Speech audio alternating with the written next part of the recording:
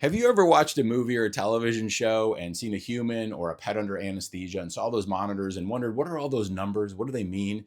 Well, those machines aren't just there to beep, although they can be incredibly annoying at times. They're constantly telling us how your pet's heart, lungs, and circulation are responding to anesthesia, often before we can see a problem.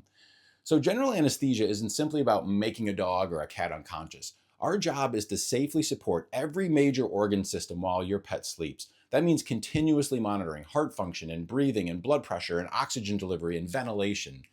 So, let's start with the ECG or the electrocardiogram. Small electrodes are going to be attached to your dog's limbs or body, and the ECG is going to tell us about heart rate and heart rhythm and whether dangerous arrhythmias are developing. One important thing to know is that an ECG tells us the electrical activity of the heart. It doesn't tell us whether the heart is actually pumping blood effectively. And that's why we need additional monitoring.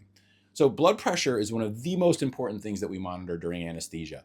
If blood pressure gets too low, the kidneys, the brain, the liver, and other organs, the heart itself may not receive enough oxygen. The most common method uses an inflatable cuff, just like you have at your doctor's office, and this is called indirect blood pressure monitoring. Most machines use either a Doppler ultrasound or an oscillometric technology. It's non-invasive, it's easy to use, it works very well for many routine procedures. But the downside is it gives us intermittent measurements rather than continuous information. So for more complicated surgeries or critical ill patients, we're going to often use arterial blood pressure monitoring. A tiny catheter is placed directly into an artery, usually in the foot or the tail, and that catheter is going to connect to a pressure transducer, which is going to give us beat-to-beat blood pressure, continuous monitoring, extremely accurate measurements. This is considered direct arterial pressure monitoring, and it's considered the gold standard for anesthesia.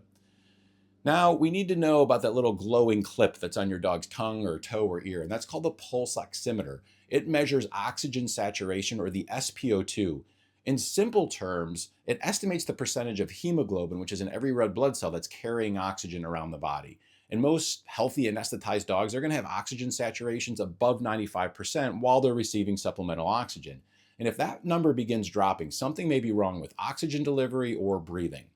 Now, if I had to pick one monitor that's often underappreciated, it's end-tidal CO2.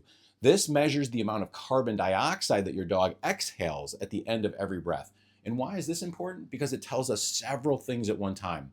End-tidal CO2 is going to help us evaluate, is the dog breathing adequately? Is the breathing tube working properly? Is blood circulating through the lungs appropriately? If your dog or cat's on a ventilator, is it set correctly? Any sudden change in end-tidal CO2 can alert us to a problem before oxygen levels even begin to fall. Now, anesthesia makes it difficult for dogs and cats to regulate their body temperature. So, especially for cats, small dogs, thin dogs, any long procedure, they all increase the risk of hypothermia, or the core body temperature being too cold. That's why we continuously monitor body temperature, and we'll often use warming blankets or warm air systems or warmed IV fluids to keep their core body temperature okay. Now, we also monitor how many breaths your dog takes every minute, whether those breaths are deep enough. We measure airway pressures, ventilatory function if your dog or cat is being mechanically ventilated. And all of these numbers are incredibly important. Now, the important thing isn't just simply collecting the numbers, it's recognizing trends in these numbers during the procedure. For example, if the ECG looks normal, but the blood pressure is slowly falling and the end-tidal CO2 is drifting downward and the heart rate is increasing, if we take all that information together, those changes may tell us that your dog needs more IV fluids, certain medications, or adjustments to the gas anesthesia before a serious problem develops. People sometimes think anesthesia is give the drugs, walk away, come back when surgery is finished. It's actually the opposite. Throughout the procedure, we're constantly asking, is the heart pumping well? Is blood pressure adequate? Is oxygen delivery normal? Is ventilation appropriate? Does the anesthetic depth need adjusting? Those monitors help us answer those questions every few seconds. Modern anesthesia is far more than just putting a patient to sleep. It's continuous physiologic monitoring that's designed to protect the brain, the heart, the kidneys, the lungs, and every organ while the surgery is being performed. Those beeping machines aren't just making noise. They're telling us how your dog or cat is doing every single second. Follow me for more evidence-based veterinary medicine.